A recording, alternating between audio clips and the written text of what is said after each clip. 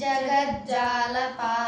कचत्कण्ठमालं शरच्चन्द्रपालं महादैत्यकालं नभोनीलकायं दुरावारमायं सुपद्माशहायं भजेऽहं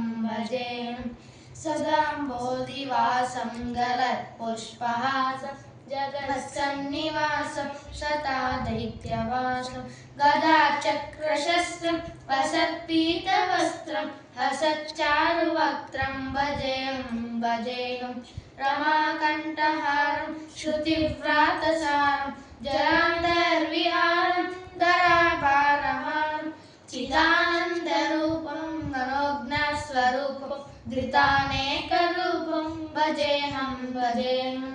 जराजन्महीनं परानन्दपीतं समाधानलीनं सदैवानवीतं जगज्जन्महेतुं सुरानीककेतुं त्रिलोकैकसेतुं भजेऽहं कृतान्नायगायं खगादिशयानं विमुक्तिर्निदानं हरारादिमानं स्वभक्तानुकूलं जगद्वृक्षमूलं निरस्तार्थशूलं भजेऽहं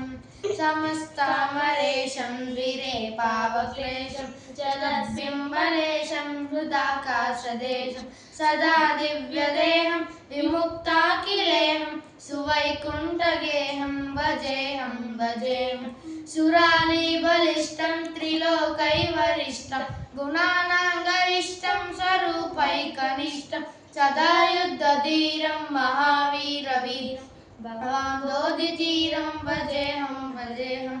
रमावामभागं दलानग्ननागं कृतादीतयागं गतारागरागं मुनित्रैः सुगीतं सुरैः सम्परेतं गुणगौरतीतं भजेऽहं